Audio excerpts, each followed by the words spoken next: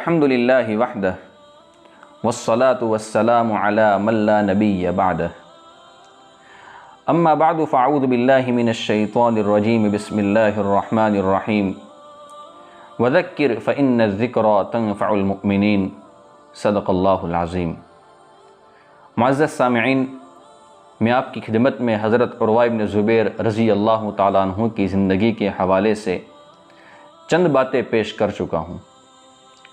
حضرت عروہ بن زبیر رضی اللہ تعالیٰ عنہ کی جو زندگی تھی وہ مسلمانوں کے لیے ایک ہدایت کا ذریعہ تھی۔ آپ کی زندگی فلاح و کامیابی کی نشانی تھی۔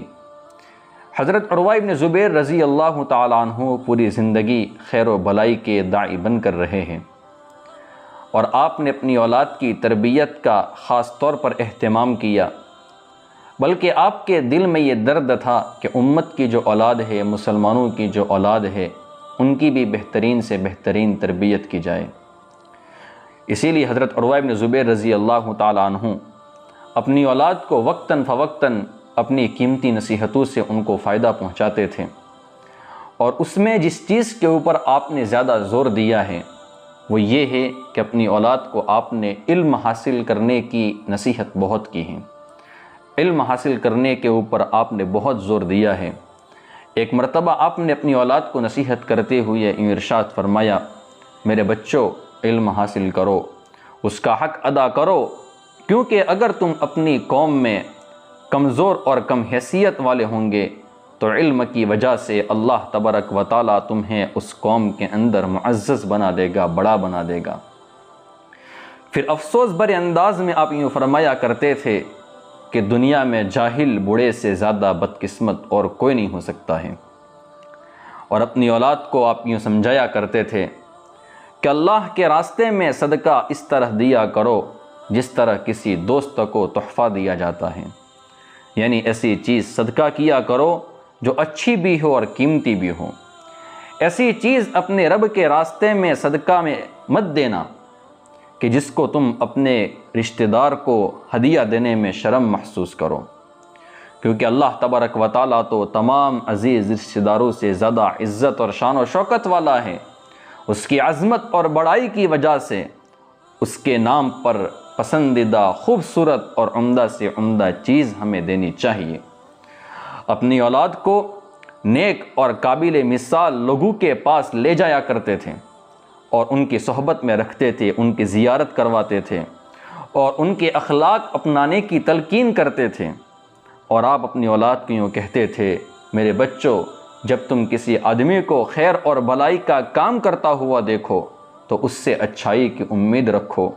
اگرچہ وہ آدمی لوگوں کی نظروں میں برا کیوں نہ ہو،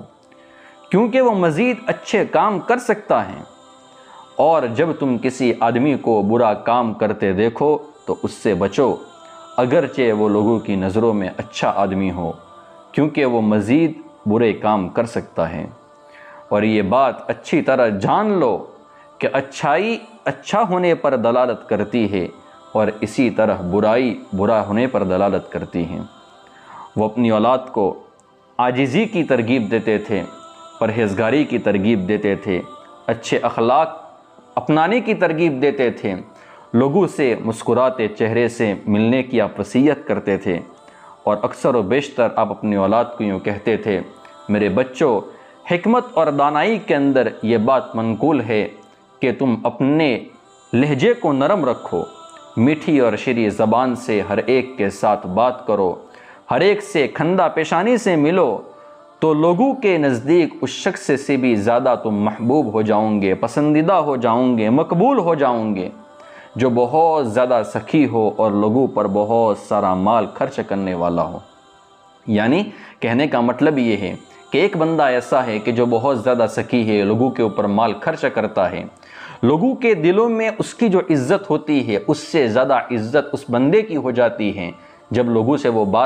سے بات کرتا ہے تو نرم لہجے سے بات کرتا ہے، میٹھی زبان سے بات کرتا ہے، لوگوں سے ملتا ہے تو خندہ پیشانی کے ساتھ ملتا ہے، یہ بندہ اس بندے کے مقابلے میں زیادہ محبوب ہو جاتا ہے۔ اور آپ لوگوں کو سادگی کی ترغیب دیتے تھے کہ اپنی زندگی کو سادہ بناؤ۔ ایک مرتبہ فرماتے ہیں، بلکہ ایک تابعی ہیں، وہ یوں فرماتے ہیں کہ ایک مرتبہ میری ملاقات حضرت عروہ بن زبیر رضی اللہ تعالیٰ عنہ سے ہوئی تو انہوں نے میرا ہاتھ پکڑ کر یوں فرمایا کہ ایک مرتبہ میں اماں جان ماں عائشہ صدیقہ رضی اللہ تعالیٰ عنہ جو میری خالہ جان ہیں ان کی خدمت میں حاضر ہوا۔ انہوں نے مجھے فرمایا میرا بیٹا، تو میں نے کہا کہ جی اماں جان۔ حضرت اماں جان ماں عائشہ فرمانے لگی اللہ کی قسم ہم اللہ کے رسول صلی اللہ علیہ وسلم کے گھر میں رہتے تھے اور 40 راتیں ایسی گزر جاتی تھی، نہ ہمارے گھر کے اندر چراغ جلتا تھا نہ کوئی اور چیز جلتی تھی، چولہا وغیرہ کچھ بھی نہیں جلتا تھا۔ میں نے عرض کیا کہ اماں جان فیم کنتم تعیشون، پھر آپ کا گزر بسر کس طریقے سے ہوتا تھا؟ اماں جان فرمانے لگی بالاسودین، 2 کالی چیزوں سے، نمبر 1 کھجور سے، نمبر 2 پانی سے۔ میرے دوستو، حضرت عروہ بن زبیر رضی اللہ تعالیٰ عنہ اس طریقے سے لوگوں کو سادگی کی ترغیب دیتے تھے۔ اب میں آتا ہوں آپ کی وفات کے اوپر۔ آپ کے ایک لڑکے ہیں، ان کا نام ہے حضرت ہشام ابن عروہ۔ وہ یوں فرمایا کرتے تھے